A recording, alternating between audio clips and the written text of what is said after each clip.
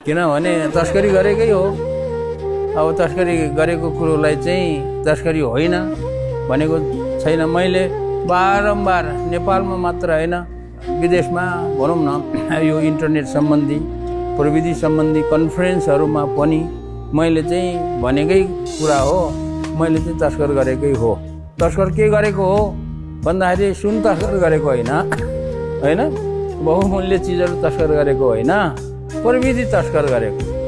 त्यो पनि किन गरेको हो भने बाध्यताले गर्दाखेरि तस्कर गरेको हो। जस्तो उदाहरणको लागि जुन समयमा संसारमा इन्टरनेटको चाहिँ विस्तार भइरहेको थियो, नेपालमा विस्तार भएको थिएन। अनि त्यो इन्टरनेटलाई नेपालमा पनि ल्याउन पाए हुन्थ्यो। खास गरी नेपालमा भनेर मैले दुर्गम गाउँहरूमा ल्याउनको लागि पाए हुन्थ्यो भनेर मैले सपना देखेँ। अब त्यो सपनालाई पुरा गर्नको लागि अब कुरा त्यसको प्रक्रियाहरूपट्टि लाग्यो।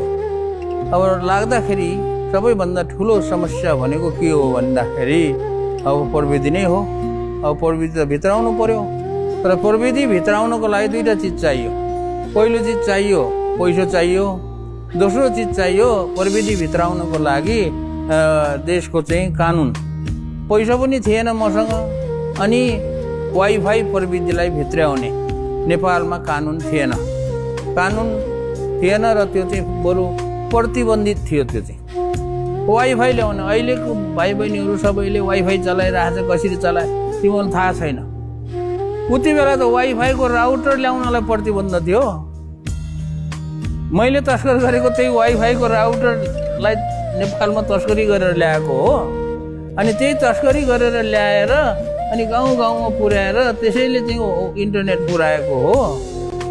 र इन्टरनेट पनि कस्तो प्रविधि हो भने वाइफाई प्रविधि भनेको त्यस्तो एकदमै अचाग्ली चाहिँ ठुलो प्रविधि होइन, त्यो साधारण प्रविधि हो। र त्यो बेतारे इन्टरनेट उति बेला त्यो वाइफाई त अमेरिकामा पनि थिएन। अमेरिकाको पनि घर घरमा वाइफाई प्रविधि आएको थिएन। प्रविधिको भर्खर विकास हुँदै थियो। त्यति बेला त्यो प्रविधिलाई ल्याउनको लागि अनुमतिको लागि चाहिँ मैले मन्त्रालयमा पनि नधाएको होइन, मन्त्रालयमा पनि धेरै पटक धाएँ।